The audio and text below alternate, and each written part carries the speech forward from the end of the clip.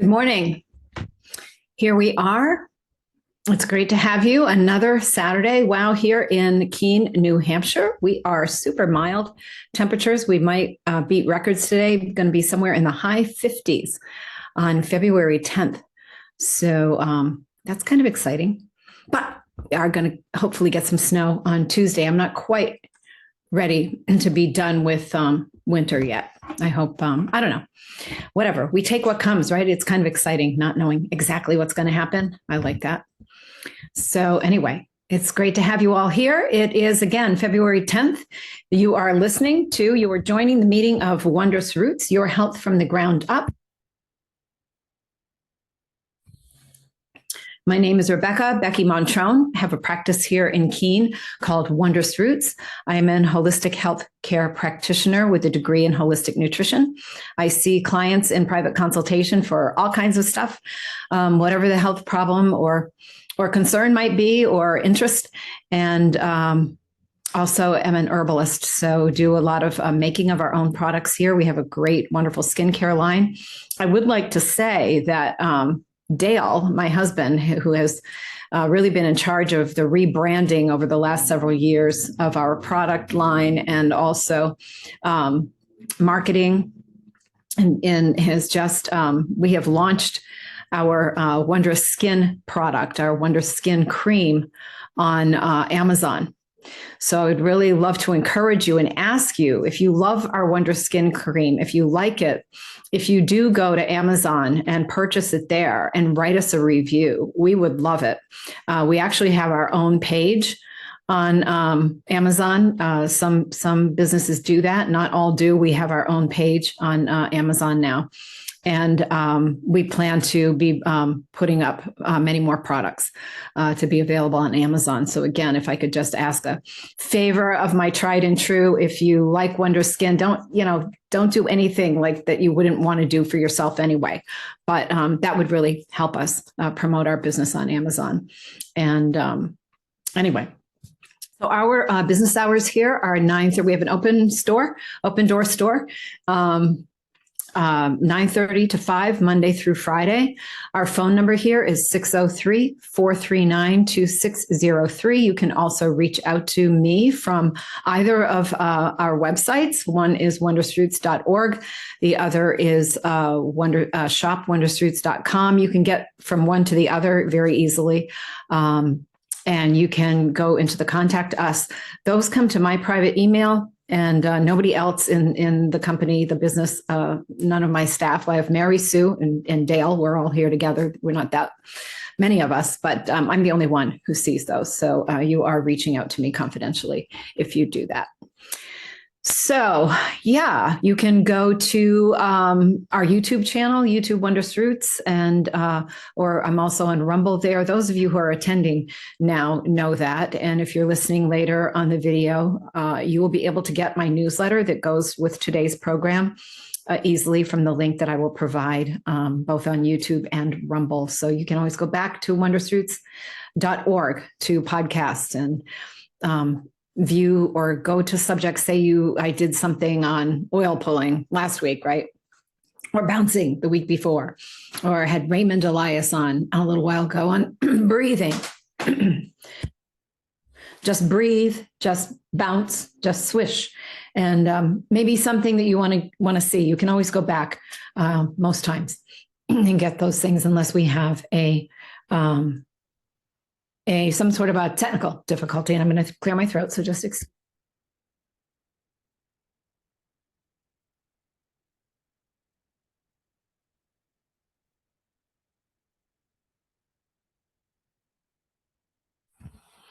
all right. So what happened this past week? And of course, I've mentioned before that, if you want to participate, you can raise your hand to talk and I'll call on you. If you want to type, you can chat or Q&A. These are down at the bottom of the screen if you're new to this. So we'll just go from there. Interrupt me. You don't have to stay on topic.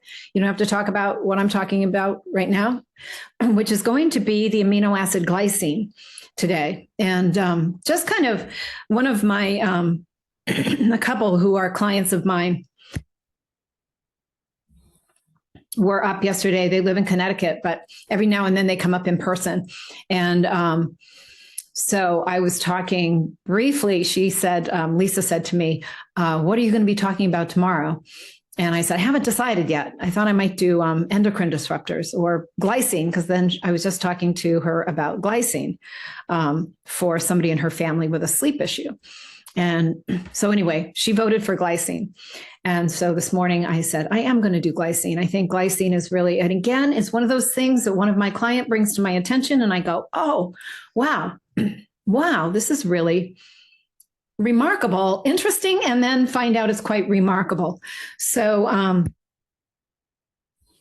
glycine is an amino acid, which means it's a non-essential amino acid, which means our bodies can make it. We don't have to get it from food, but the more, the better when it comes to glycine. And we're going to be talking about that. So I'm going to open my newsletter now and just read my intro there. And where am I here? Right here. I'll probably be sharing my screen again today. I find that I really like that. I know I say this all the time, but I really like that aspect of doing this with a camera as opposed to radio, because it is so, it's user friendly that way. I mean, I can show you stuff. I want to do, somebody asked me to do my presentation on MTHFR, which is, a subject. It's MTHFR is a gene that codes for folate metabolism. It's a very complicated subject. And it's something that really, if you want to describe it to people and teach them about it, having graphics is so much better. So I'm planning to do that. And that was kind of in the back of my mind as another up and coming one. It's a very complex subject, but I've talked about it many times in different ways in the past, and I will again. But anyway, I said here, just this week, I had an email from a longtime client with longstanding and severe difficulty sleeping. And this woman, it's true. She came I first met her when I first opened the practice back in 2005 I opened in Londonderry, New Hampshire. So that's almost 20 years ago. And so somewhere in there, when I was there before, probably before 2000, in 2006 or 7, I met this woman and worked with her with on a variety of problems. And she's continues to be my client today. But one of the things that was really has been a longstanding problem for her is sleep. And one of the problems with her sleep is that a lot of the things we use for sleep interact with the GABA receptors in the brain. GABA and glycine are the two, what we would call inhibitory amino acids, so they can calm us down. And so she, there's a lot of things you can't use if somebody can't use something that has GABA. Nearly every single, like all of the herbs, basically, most of the herbal medicine that we use for insomnia or sleep issues are going to affect GABA in some way. And that is normally considered to be a plus, right? But for this woman, no. And so very interesting. So she's been, one of the things that she's used and she's found has been very helpful in recent years are the bioenergy discs. We have one that for sleep.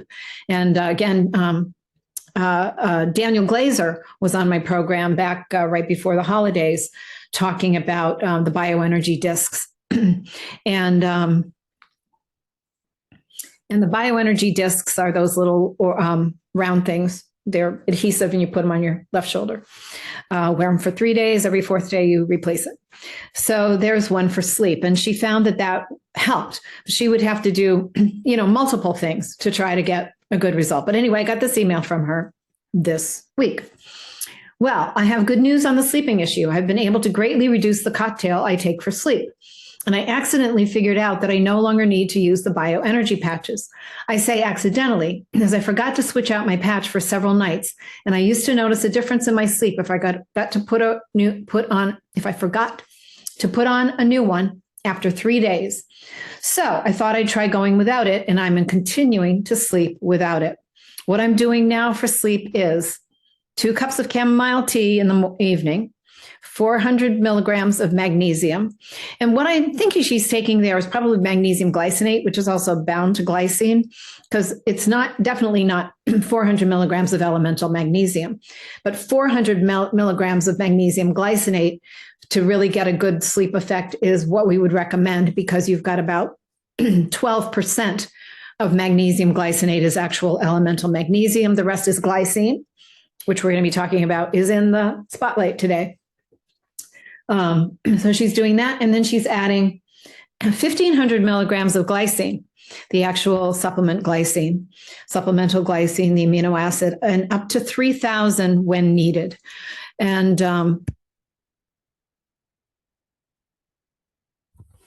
I was super intrigued by that, because in all the things I've recommended for people for sleep, I've never recommended glycine. And that's my bad, because that makes complete sense. I mean, I should have thought of it, but this is why I need all of you. And this is why people's experiences, is why they call what I do practice, right? Because you get to practice on people, and then they practice on themselves, and they let you know what's going on with them. And you go, aha, you have your aha moments. And this is really great. So we're going to talk about that. I'm going to dig right in. I think I will share my screen a little bit here. Share. And again, when you're getting my newsletters, if you're seeing this and you're watching the video and you didn't come to this through my newsletter and knowing me in the first place, when you get my newsletters, you can always go up here and join the email list. And then every Saturday, or really any email I send out to my gang, my Wondrous family of subscribers, you will get. And so I talk about that. So glycine benefits, including better sleep, log more Z's, boost longevity, and support brain health. Yes, please. So this is pretty cool.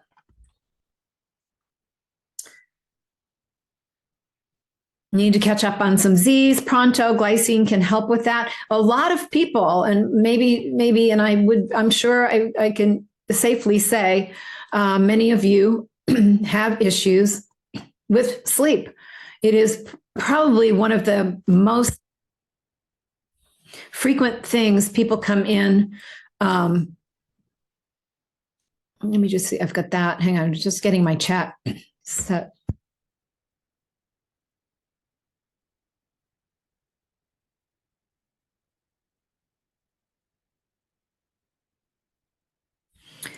When I share my screen, I always have to make sure I can see if you're chatting or if, whatever. Okay. So one needs to catch up on some Z's pronto. Glycine can help with that, according to Louisa, blah, blah, blah, blah, blah. Nicole, okay, takes glycine as part of her daily sleep stack, along with other compounds that she says have demonstrated relaxation, promoting, and stress relieving properties like magnesium L-threonate. That's the MagMind that I have a lot of you use for sleep. And I was going to say, a lot of people, I would say people who come in off the street, so to speak, just coming and popping up into the shop, a lot of times the question is, I can't sleep. And then it's always kind of a Q&A, like, well, do you have trouble getting to sleep, falling asleep in the first place, or do you fall asleep in the first place fine, but then you wake up? A lot of common thing is I wake up at 3 o'clock. That's that adrenal gland cortisol rise out of off schedule. Likes to do that. Think of all the people when you wake up at 3 a.m. who are waking up with you. Just know you have a lot of company.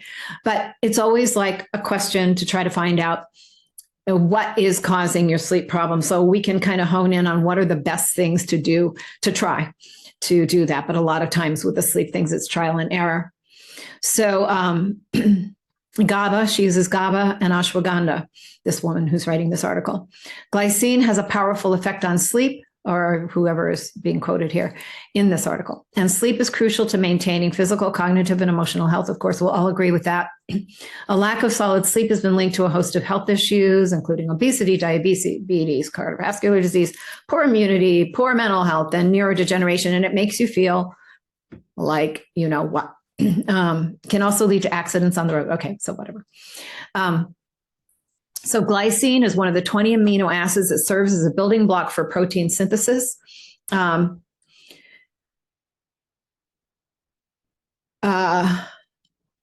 Gene, to everyone, you keep cutting out.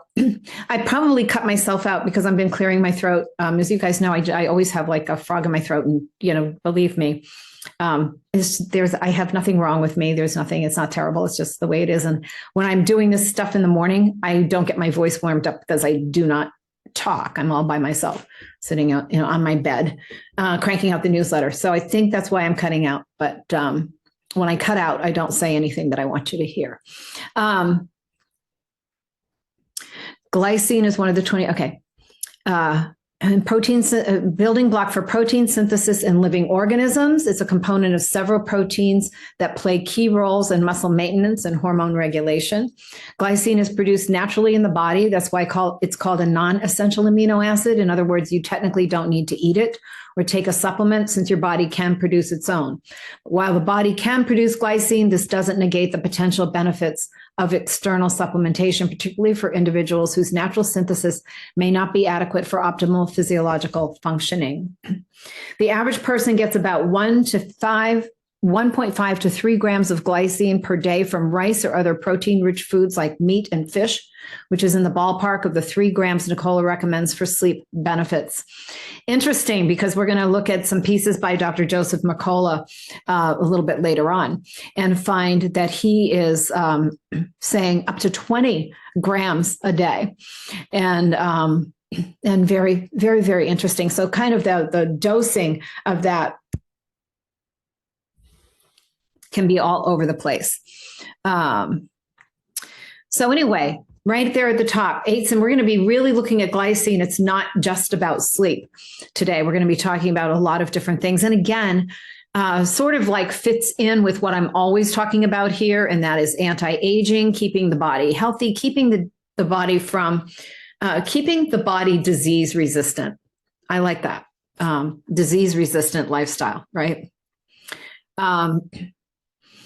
Nicola isn't the only one who's experienced better sleep thanks to glycine. In one study, 15 healthy participants aged between 24 and 53 years who reported chronic sleep dissatisfaction experienced a reduced feeling of fatigue when administered 3 grams of glycine within 1 hour before bedtime. That's the 3,000 milligram dose.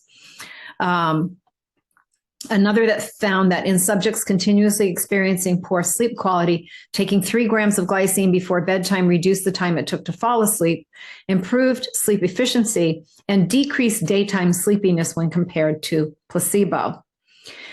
There are 2 ways glycine may affect sleep. Glycine's sleep-promoting mechanisms are thought to involve a reduction in core body temperature and the modulation of serotonin levels.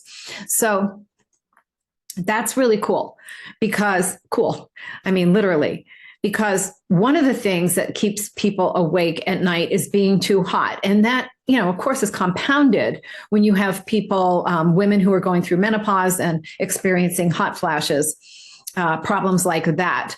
But getting hot at night and getting overheated. So when the core temperature comes down, apparently there is some sort of a benefit to that. And also the modulation of serotonin levels. So for that, like for sleep, a lot of times think 5-HTP. A lot of times people will use 5-HTP to help with sleep. And that's because of its serotonin raising property. Researchers suspect by increasing the supply of serotonin in the prefrontal cortex, the part of the brain involved in memory consolidation during sleep, glycine may indirectly affect melatonin production. So it's having an effect. Serotonin and melatonin are very closely linked. They're in fact, 5-HTP, 5-hydroxytryptophan, I was just mentioning, 5-hydroxytryptophan first converts to melatonin in the brain and then serotonin. So, but since adding glycine to my nightly routine, I've observed a measurable improvement in sleep quality, supported by our Oura Ring data. I've seen an average increase of 12 to 15 minutes in deep sleep and 5 to 7 point rise in my readiness score, says Nicola. Subjectively, I fall asleep more quickly and wake up feeling more refreshed These changes are consistent with glycine's known effects on enhancing deep sleep and improving sleep onset latency. In other words, the inability to fall asleep when you want to. And that's really great. I mean, it might be if you have all the time in the world to fall asleep before the next day, you will without help. But say you've got a hard get up in the morning and you just really need to get a hard crash that night. Like if I'm going to get up to do this special thing, or maybe it's something you do every day, I've got to hard crash at 9:30 and I need to go to sleep. I can't go to sleep at 9:30 and then go to bed at 9:30 and then go to sleep at 10:30. I need to go to sleep at 9:30. It seems to me like that would be a help for somebody who maybe doesn't need help on a regular basis falling asleep. Supports memory and mood. Glycine stimulates the production. I was telling a woman yesterday, another client who came in, because she's recently, in recent months, all of a sudden developed a big insomnia problem that she did not have before, without no real reason to understand, figure out why. And so she, has tried, I do this and I do that. You put together your sleep cocktails. First I take this, then I take that, then I take this, then I take that. And so she was doing that. And then I was telling her yesterday when she came in, I said, you got to try glycine. She goes, I take glycine every day. I buy the powder, I have the powder, and I put it in my coffee in the morning. And because it's very good for your brain and it's sweet. She uses it in her coffee as a replacement sweetener.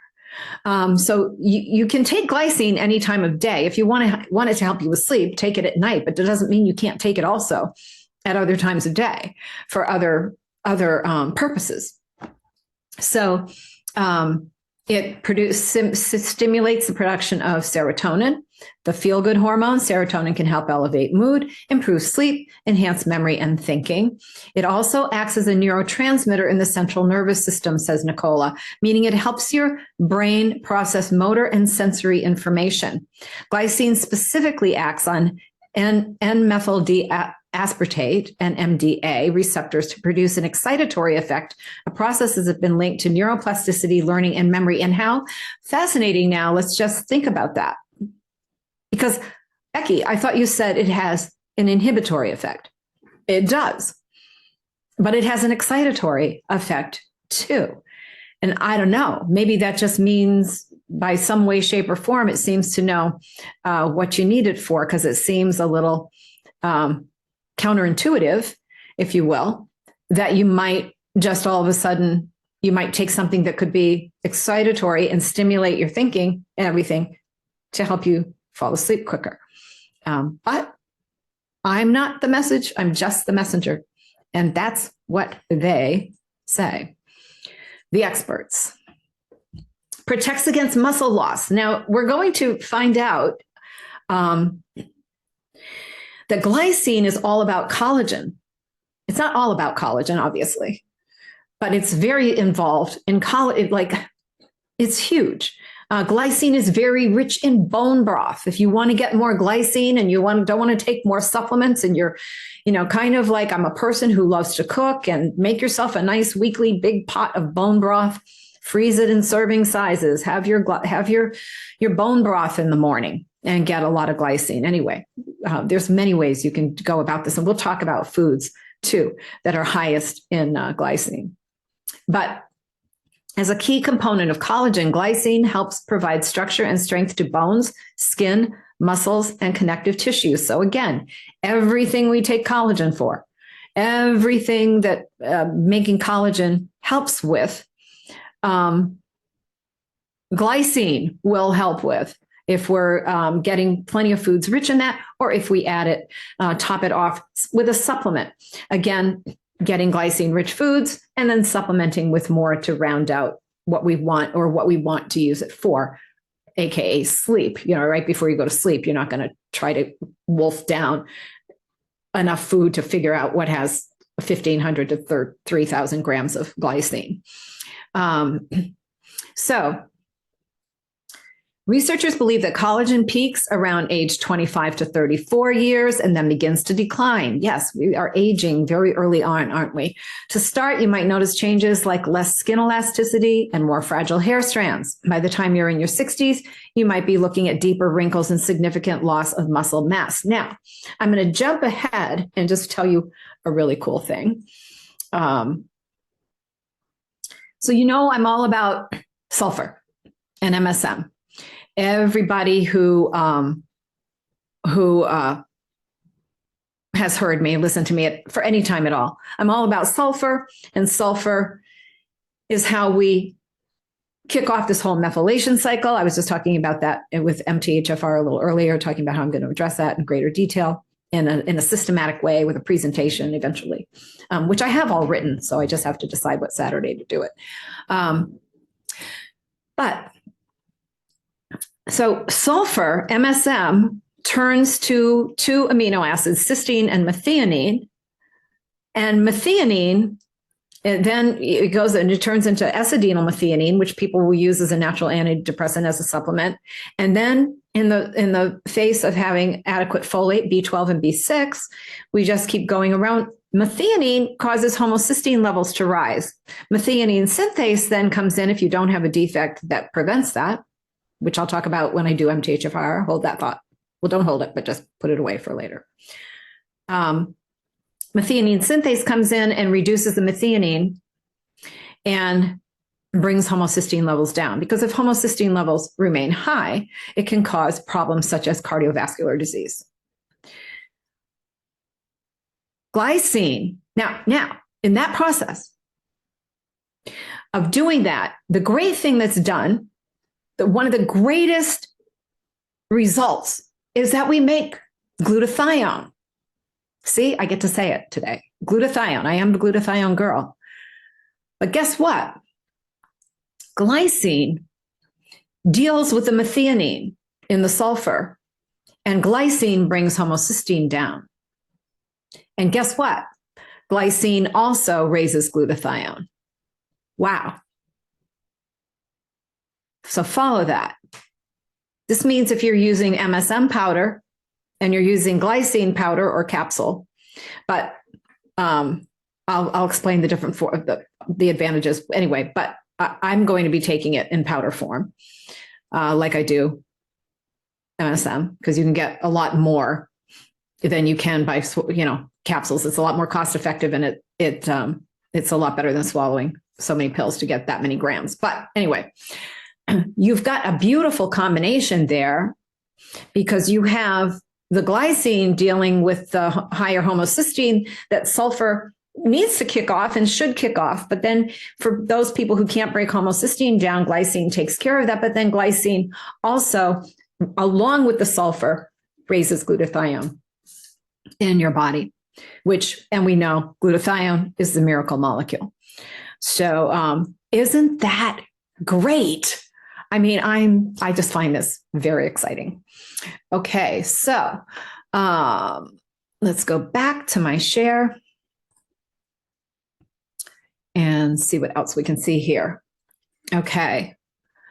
So glycine might help preserve muscle under common conditions of muscle wasting, such as aging, malnutrition, or situations where your body is under a lot of stress like cancer. Or I would even venture to say with cancer, the cachexia that can happen when your body begins to degrade the muscle, digest the muscle. So this could be a good thing. And again, glycine can easily be in powder form. It's sweet. It doesn't have a bad taste. You could add it nicely to some homemade custards or broth, or you could add more. You could just add it to your diet if you're in a person who's got some sort of reason that you're wasting, or say you're a person who's, it'd be great, in my opinion, for instead of this horrible Ensure and Boost, which are horrible, horrible, horrible cocktails of inflammatory oils and horrible sugars and just a handful of paltry synthetic nutrients thrown in, that the elderly are constantly pushed in hospitals and nursing homes and whatnot. Wow. Making up some things for older people who need more calories or need more connective tissue. They're aging and their muscles are atrophying or whatnot, and they need, or malnutrition. What a great thing. I just would love to be able to, honestly, if we only, if people in those situations only had more access to real food, that would be nice. Okay. Glycine is one of 3 amino acids that your body needs to make creatine, which helps your body create ATP, a source of energy used by your muscles and brain. So that's mitochondrial energy, adenosine triphosphate.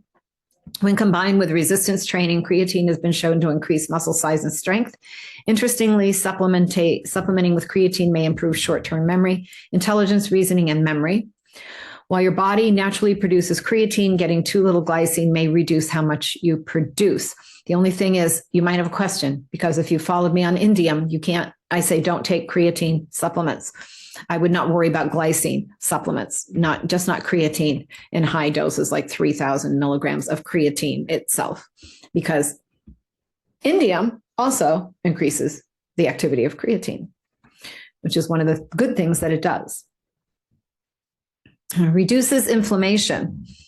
Low-grade inflammation can be a chronic culprit behind many chronic diseases. We know that. It has a broad spectrum of anti-inflammatory, cytoprotective, cellular protective, and immunomodulatory properties. We're going to see that in a little bit, and actually boost immune function. We're seeing it right away, but I do have another article to reference by Joseph Mercola on that. Mercola, lately, if you follow Joseph Mercola, has been doing a lot of writing and talking about glycine. And now I get it. Sometimes I'm like, oh gosh, he's on a kick now. And here we go. It's one of 3 amino acids your body needs to produce, glutathione. There we go. As your body's master antioxidant and a maestro of the immune system, glutathione has a few big jobs in your body. A few. The main one, to fight against free radicals, the unstable molecules that can damage your cells and cause oxidative stress. Left unchecked, oxidative stress can contribute to a smorgasbord of health conditions and chronic diseases, including diabetes, cancer, cardiovascular disease, Alzheimer's, kidney disease, and more. Without enough glycine, your body produces less glutathione, which could negatively affect how your body handles oxidative stress over time. I'm specifically thinking of, I keep forgetting to make sure that I put my chat there in case somebody wants to say something when I'm on share. So it's a riot because I'm thinking of you, Dr. Kathy. I just have to say, because of your 4 tablespoons of MSM every night.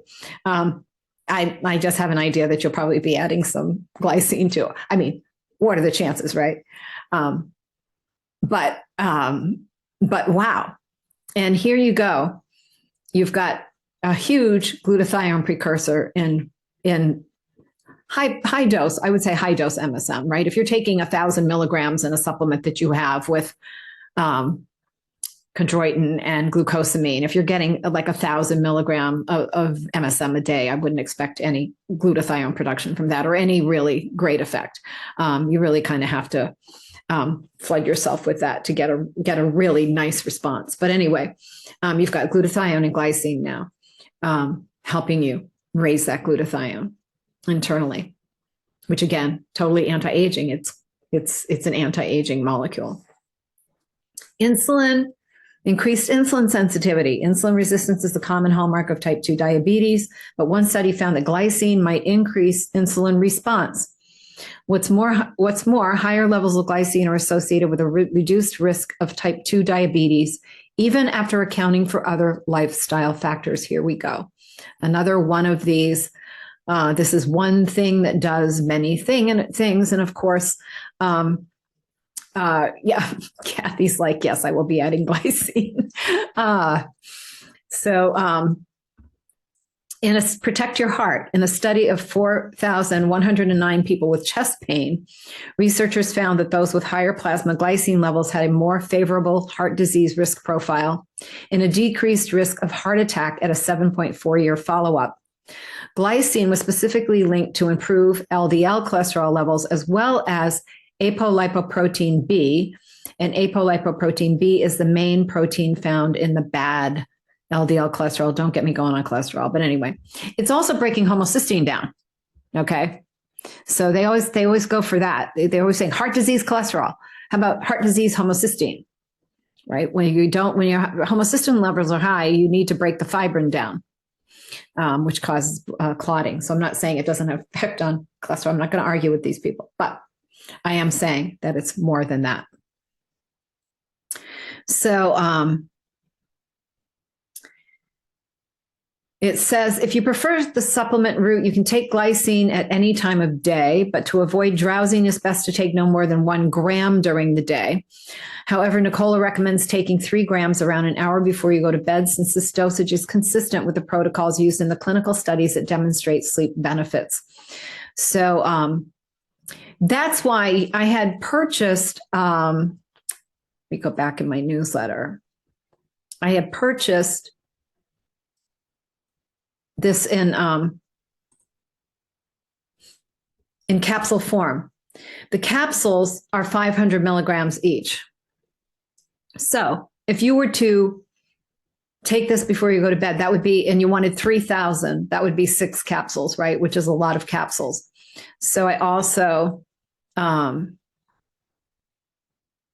making it available as powder, which is what I will use, because this is like, again, much more cost effective, but it's also like so easy because, let's see, 3/4 of a level teaspoon is 3 grams, 3,000 milligrams. So that's easy. That's really easy to do. And you could just stir that into a beverage or whatever before you go to bed, an hour before you go to bed. So yeah, those of you listening to this right now, if you're looking for the dose, they say around 3,000. My client said she uses 1,500. And if she's having, if she feels like she's, when needed, she says she uses 3,000. So, but that's the target area there. So I'm going to be using this myself.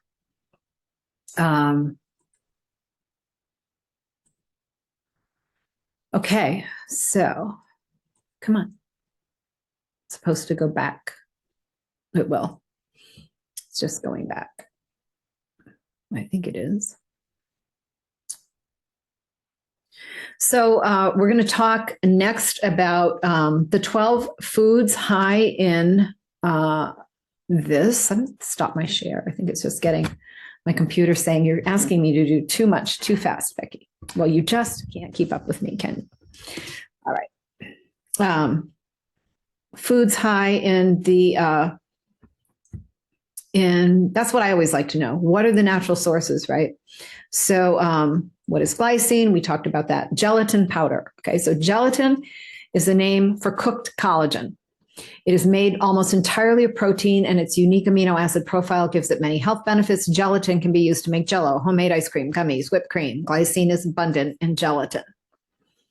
Bone broth. Bone broth can be one of the best sources of collagen. By adding just 2 tablespoons of collagen to your diet, you will add about 3 grams of glycine to your diet. So that's interesting. 2 tablespoons of collagen. So a lot of you out there are using collagen supplement, right? So if you were to add 2 tablespoons of collagen to something before you go to bed, you would be getting 3 grams of glycine.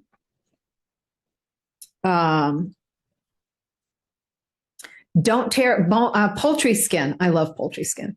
Don't tear the skin from that chicken or turkey. That's valuable glycine. Chicken skin contains roughly 3.3 grams of glycine per 3.5 ounces. Just to give you like, how many tablespoons is that?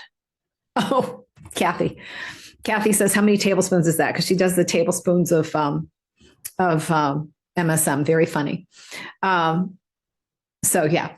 So 3/4 teaspoon of the glycine powder is 3 grams. So if you were to do a bunch of tablespoons of that, I think that would be way overkill on the glycine. Although no, because Mercola says like 20 grams is really great. So we'll get to that in a moment. Okay, seafood. Fish too has glycine, especially carp, catfish, mollusks. Clams, sturgeon, and wild salmon. Fish is an important source of quality protein, which has a greater satiety effect than other sources of animal protein like beef and chicken. Meat. Animal protein, including muscle meat, does contain some glycine. However, glycine is most found in connective tissue, tendons, ligaments, skin, cartilage, and bones. It's like when you make bone broth, right? That's why the chicken feet is so great when you make bone broth, if you can get chicken feet to add to your bone broth. Legumes and legume products are good sources of glycine as well. Some examples include soybeans and tofu. Again, the soybean issue with too much of the goitrogenic phytate, blocking iodine from uptake. So I would not focus on soy. And if you do use soy, use fermented soy and use organic fermented soy. Or occasionally, if you want to eat non-fermented soy, make sure that your source is non-GMO, because soy products are very polluted in this country with glyphosate. And what's really annoying, I tell you, like how they try to brainwash you when you go to search for something online when it comes to health or whatever. So this morning I was looking for on dreamstime.com, which is where I get my my photos for most of my photos for my newsletters and things, where I purchase them. I was looking for glycine containing foods. And all it came up with on this whole website that's dedicated to stock photos, right, was soybean. Because they don't want you to eat meat. Don't get me going. But I mean, there's this whole thing they want to show you all the things that don't have meat. Like you can get all your all your nutrients without meat. Bologna, which is not exactly meat, but it's not a legume either. Okay, so some examples include soybeans and tofu, peanuts and peanut butter, peas, mungo beans, lentils, and kidney beans. And later today, just as part of our smorgasbord for our weekend, I'm going to be making just saw Cooks Illustrated, the newest issue has a recipe of we've done similar before, chickpea and sweet potato soup with peanut butter. And I am going to add some chicken to ours because I like to have a little meat, a little poultry in there. Not that I won't eat it without, but it just makes it a little bit more hearty. Anyway, dairy products such as milk, yogurt, and cheese have glycine. You may have heard the recommendation to have a glass of warm milk prior to bedtime to help you fall asleep. They say this is because the glycine in the milk has been shown to help facilitate and improve the quality of sleep, but it's not exactly that. It's also the tryptophan. Remember 5-HTP, serotonin, melatonin, tryptophan. So glycine is probably part of it, but that's not the whole reason. Spinach. Spinach is packed with vitamins and nutrients, it's blah, blah, blah, blah, blah. But it's also a pretty good source of glycine. So Popeye probably slept really well. Traditionally used as food in China, dried seaweed.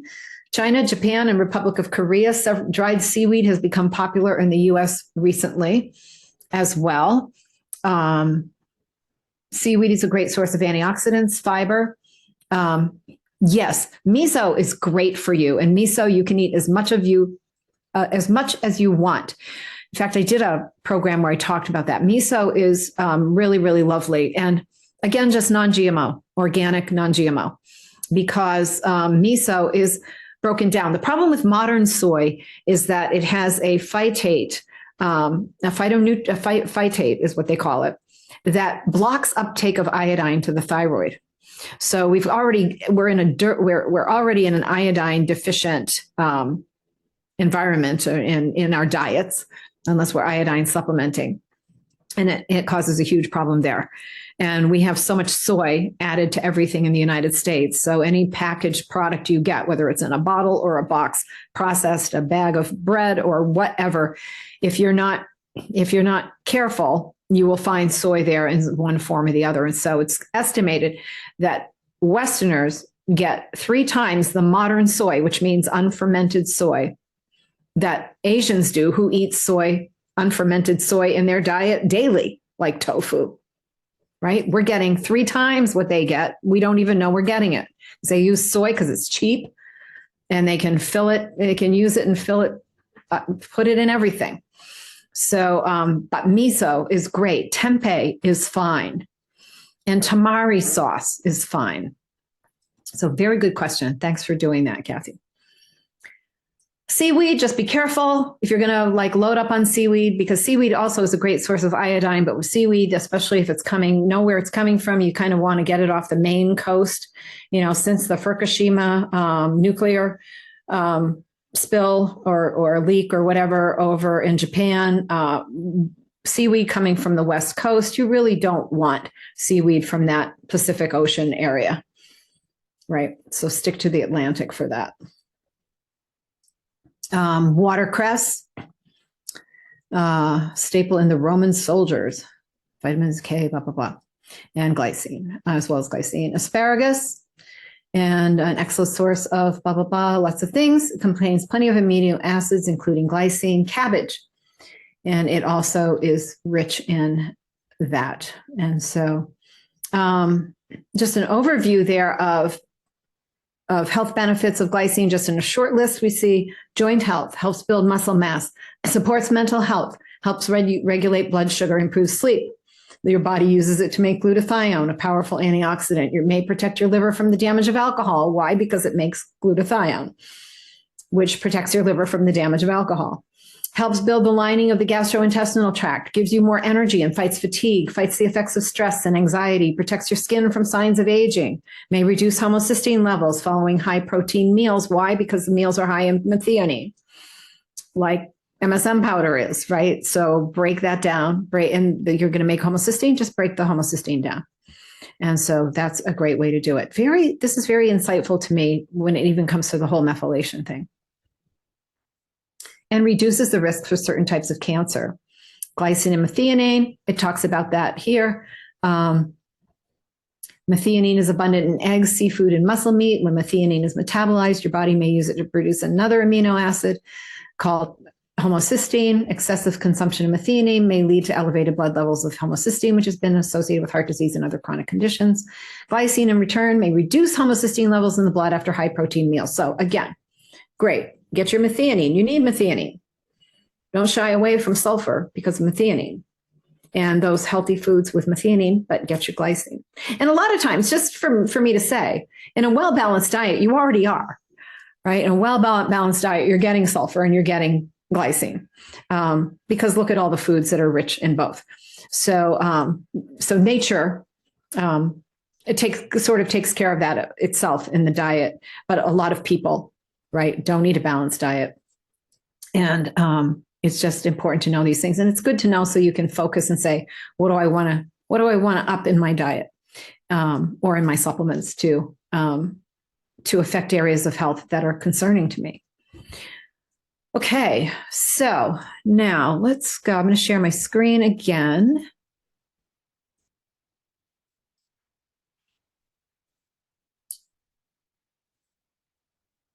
Okay. I don't know if you guys know about Rakuten. I think I said this last time, but they pop up every time because this is Constant Contact, and Constant Contact is a business that uses Rakuten. And so any business that uses Rakuten, because I belong, because of a client who told me about it, because you save a lot of money when you shop with Rakuten. That's what the R is. So Rakuten, Rakuten. Just go there, Rakuten.com, if you're interested, because you will get a lot of cash back when you shop online. And they will direct you to places if you're purchasing something where you can find it for less. It's really fantastic. Anyway, I digress. And they didn't pay me for that. I'm just, all right. So I wanted to go to, this is really cool. Glycine fights viruses. So again, I was saying how Dr. Mercola is all about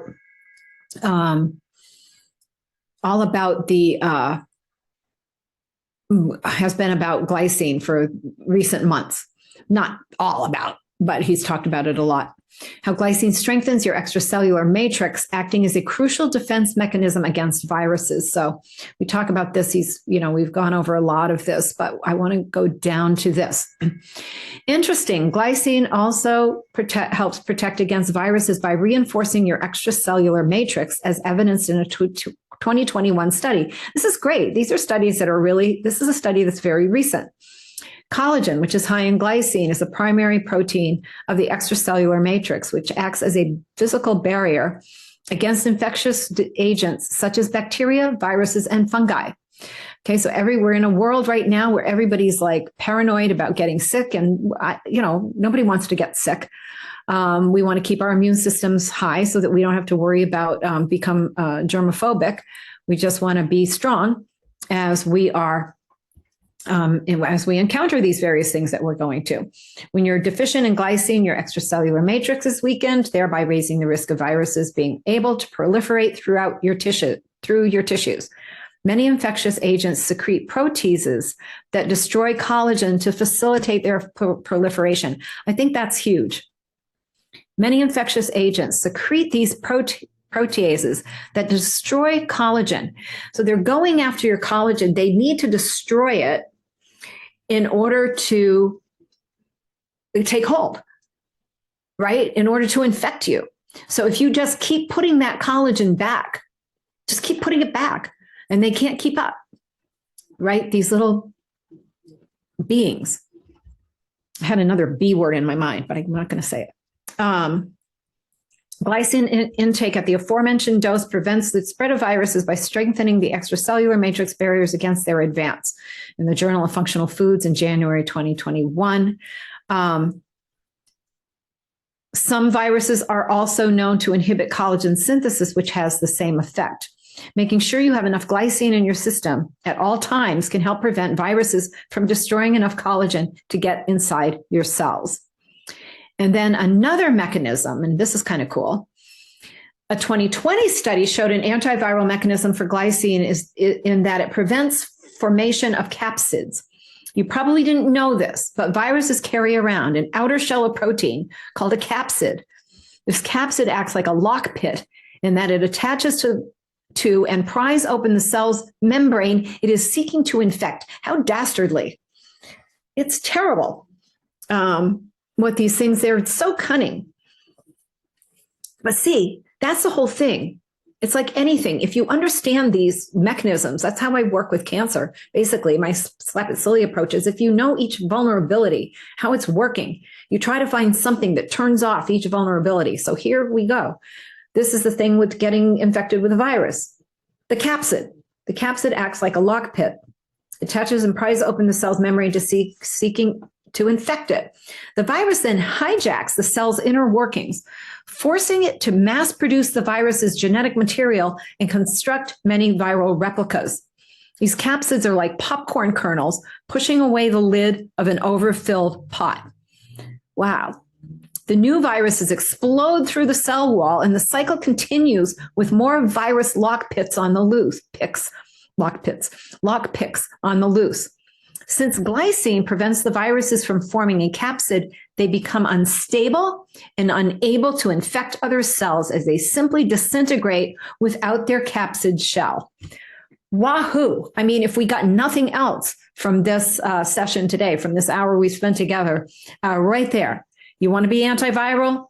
What's a virus that everybody's like crazed about? It's not the only one, but think about the flu or whatever. You want to protect yourself? Here we go. Another one. This Mercola says glycine supplementation is a necessity. While your body does synthesize glycine, there's a limit to how much your body can make, and more than likely it falls far short of your requirements to perform all of its essential functions, as explained by the authors. Glycine produced by human metabolism is much lower than the cells need, giving a general glycine deficiency of 10 grams a day in humans. This effect was tested for 3 years in 127 volunteers who had virus infections, usually one or more times every year. 85 of them took glycine 10 grams a day. That's 10,000 milligrams. So I don't know, maybe Kathy will be talking about a tablespoon. I'm not sure. 42 did not take glycine. Among those who took glycine, only 16, 12 of whom had infections 2 or more times each year, had the flu just in the first year, but much reduced in severity and duration, while those who did not take glycine were infected as often and as severely as before. Glycine intake at the aforementioned dose prevents the spread of viruses by strengthening the extracellular matrix barriers against their advance. Okay, but you can do that too. Like, you don't have to just take glycine supplements, right? It would be really good to, wow, does lysine have a relationship to glycine? I'm not sure. Let's look. Lysine, glycine interaction. Yeah, some of them compete. Let's ask if they compete. Come on.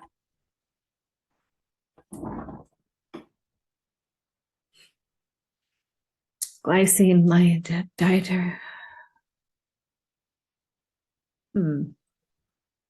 I don't know. I know I don't see anything popping up saying that, like glycine, lysine, good conversions. I don't know. I'd have to look, Kathy.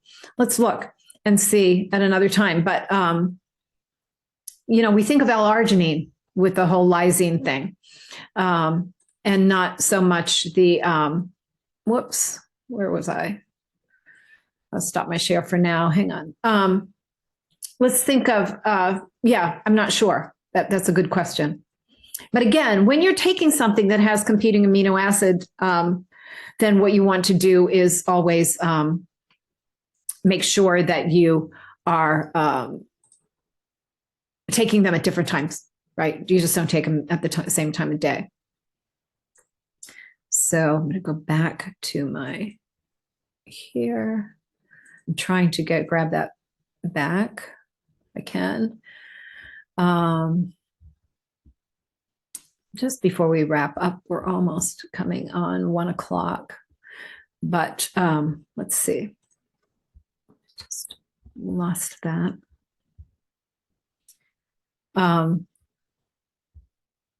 Because there's just, let's see, details. There we go. Share my screen. Share. Okay. So yeah, we were in that one about that, but also let's get here to, so we talked about that, to increase longevity and decrease depression.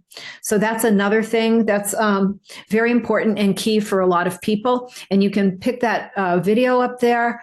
You can also see it. This is actually the video that he has here, and he features that in a couple of things on glycine.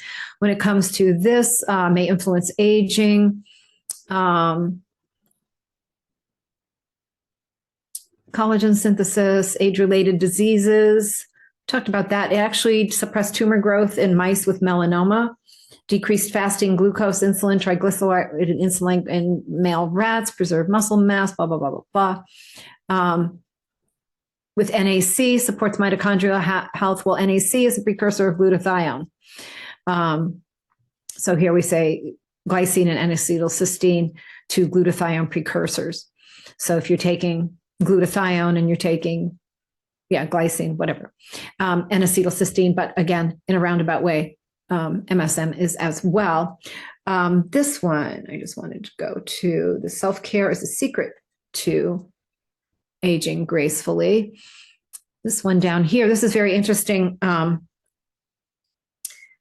Percent gelatin and collagen in these different things, in these different amino acids. So you've got glycine is 28 is highest in gelatin and collagen. You can see that in that chart there where you see the different amino acids. So glycine, very huge in gelatin and collagen. So even if you like things that are made with gelatin, right?